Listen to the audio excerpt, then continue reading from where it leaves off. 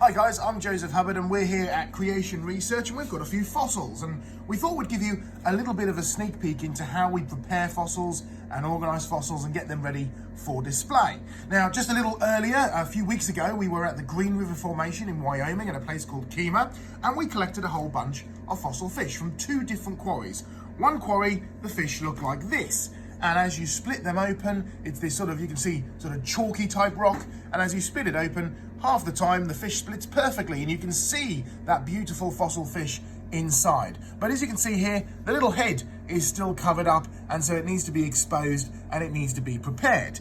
The other quarry, it was a little bit different. You see, when you split a fish open, it looks like this.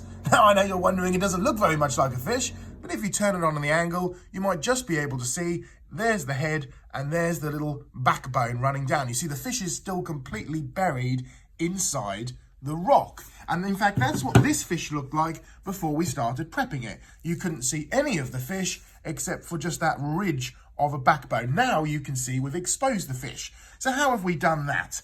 Well, there's a couple of ways. There's this slow boring way, which is to use a little dental pick like this, and you just very, very slowly and carefully chip and move your way around the fish. Now that takes forever, and it is still useful sometimes just to sort of carefully clean around the really fine details, but there's actually a couple of other tools which we can use, which we've got here.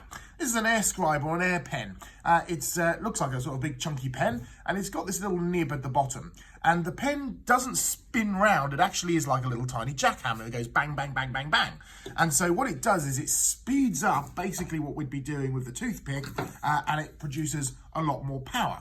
And you connect this thing to an air compressor, so you probably just heard the compressor outside. We've got the pipe here, we're going to put it together, and it gets just a little bit noisy. There we go. So you can see we've got the pen working now. Remember, it's not spinning, it's jabbing, jabbing, jabbing. And so we can start to very carefully and slowly work on this fish. So this is the first layer of tool that we'll do to sort of clear the fish out.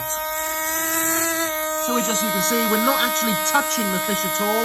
We're just touching the rock around it, and it just pops and flakes off.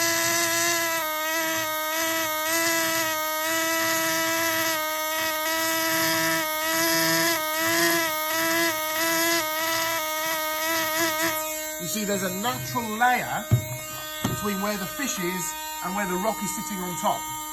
The fish is there, it's been buried very quickly, fossilised in brilliant preservation, and there's a natural layer there. So what we're doing is we're vibrating that top layer until it pops off.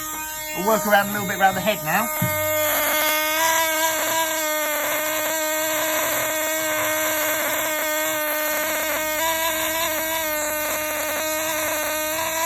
See how we're just exposing that black bone underneath? Nice and slowly and steadily, working our way around, working out where the fish head is.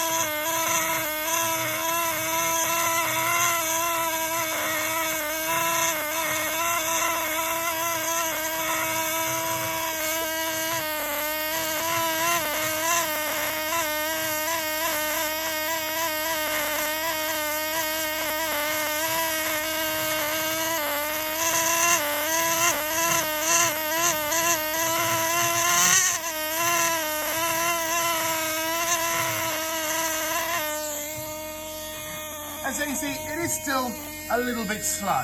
And in fact, this is actually a really, really hard, tough rock to do. So sometimes you can see this softer, chalkier rock. When we started on this, only this little tiny bit of the fish's head was exposed. So you can see we can come along here, and this is a much softer rock, so it's a lot easier to work on. Hey, that whole bit just came off.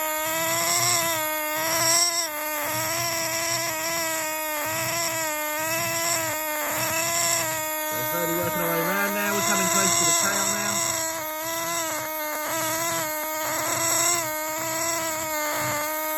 You see, the whole thing just floats off. We'll see if we can expose all this tail as we go.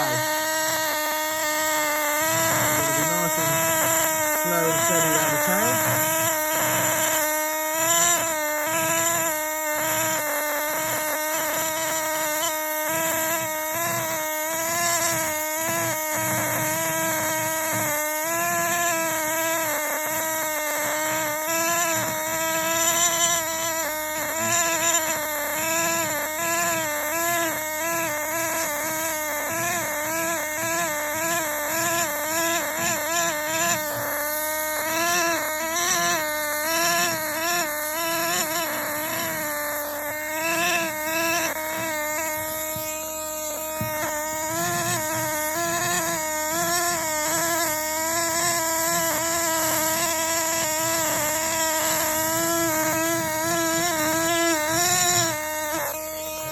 just give it a little sweep over.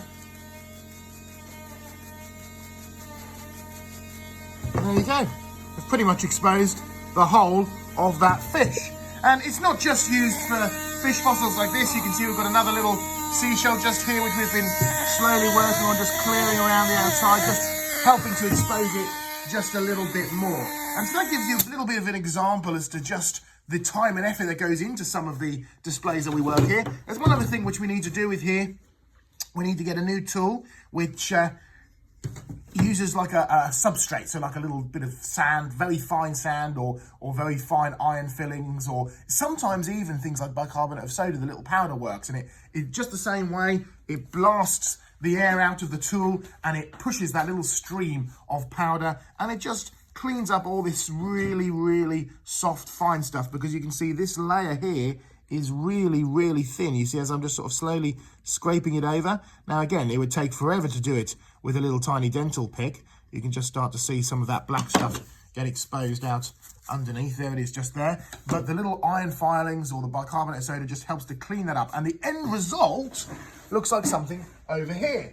Now, this is one from the same location that we collected just a few weeks ago. It's a big Myopolosis fish. You can see it next to my hand there. It's a pretty big sized fish. There's a little one here. You can see we missed it. We chopped its head off. But this is the complete fish. It's got all the details. It's been cleaned using those two tools, the little air scribe, the little jackhammer, and that little sort of air abrasion, so the powder to clean it up. A little bit of PVA glue just to help highlight it, but it hasn't been coloured. It's not stained or painted or anything like that. And here we have this beautiful example of a fish with some poop and another fish and all sorts. And so you could just kind of see just how brilliantly preserved these fish are in a way that you wouldn't know unless you spent that little bit of time and effort to clean them up and expose them. So fossil hunting is not just about going out and digging things, it's also about getting them ready to go on display in our museums around the world. And we have museums in Australia, in Canada, in the UK, and now here in the United States as well, where I've been for the last few days digging up fossils,